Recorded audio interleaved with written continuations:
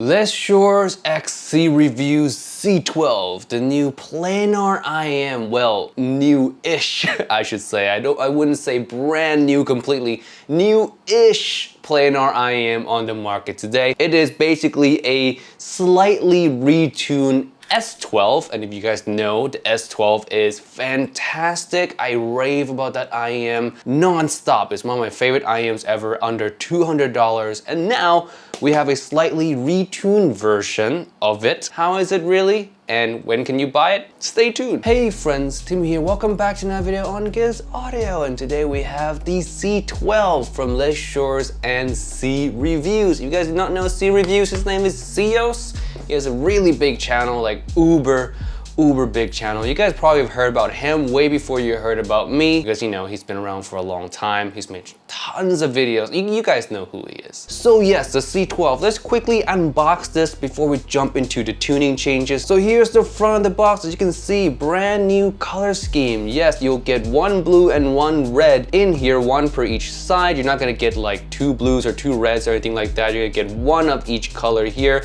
Looks pretty good. You see the Cios C Review logo on the IM as well. The original S12 is gonna be right here just for comparison. Yeah, I think it's a nice change. Good looking aesthetics, clean design. I like the logo on it. Not overly done, just nice. Punch the box out from under the sleeve. You get the classic looking Letshuoer box. Now, if you guys know Cios, he loves his foam tips, like really in love with his foam tips.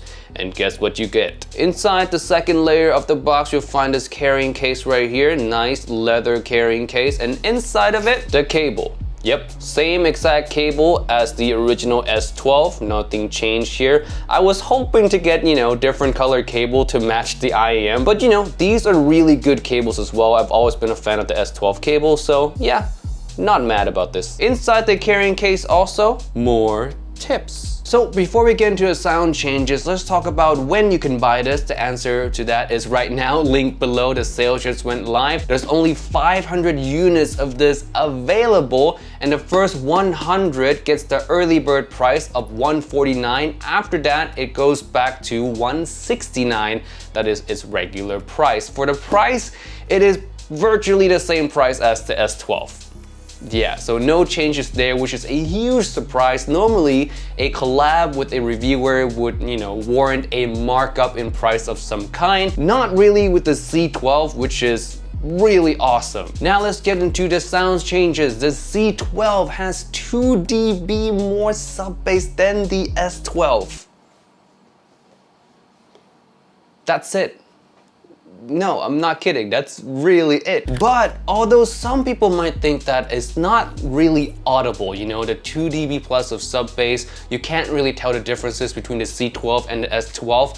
And for me, I agree with that to an extent. It really depends on your song choice. When I test out the Z12, on some songs that has really heavy use of sub bass, you do notice a clear difference in the balance of things. The S12 is noticeably a little bit brighter, has a little bit more energy in the top end, while the Z12 is actually a little bit more balanced sounding. There's less emphasis in the upper mids and the treble area, and more of a balanced focus overall. The bass is not overpowering in any way at all. I think the added 2 dB of sub bass actually makes the tuning of the S12 better in some regard. It's not overly forward in the vocals, it's not overly bright, it's just perfect. Now, again, back to my original statement, it's only really truly noticeable on some songs. On certain songs where you don't really see a lot of sub bass usage, you're not gonna be able to tell so much differences between the S12 and the Z12. So it's a very minute change in sound at best, but on songs that you can notice it,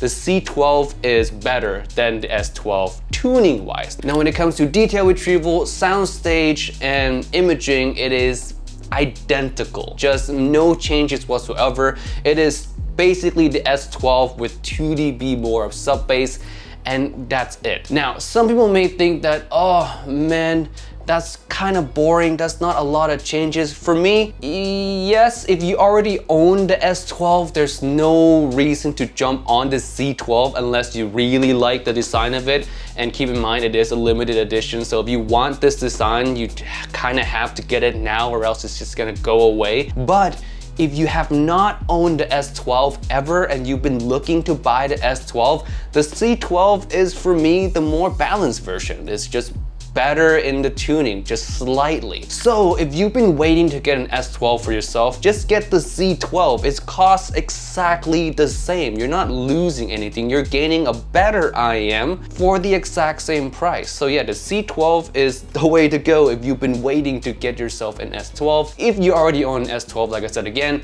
really up to you if you want to buy a Z12 or not. It's really just a lot of it is aesthetic for you if you already own the S12. If you have not owned the S12, the Z12 is the one to get. And the Z12 remaining very similar to S12 is actually a fantastic thing because the S12 is already amazing for the price. I talk nonstop about the S12. It is simply the best IEM you can grab under $200, and that statements transfer over to the Z12 as well. And that's pretty much it for this IEM. There's really not much to say about it. If you want to watch the review of the S12 just to give a fuller context of the whole IEM, I'll link that down below. But yeah, limited edition, 500 units available worldwide. It's probably gonna sell out really fast because Zeos has 200,000 subscribers or something like that. Just a lot of people gunning for that 500 spot. So if you want one, you should get one immediately before it all goes away.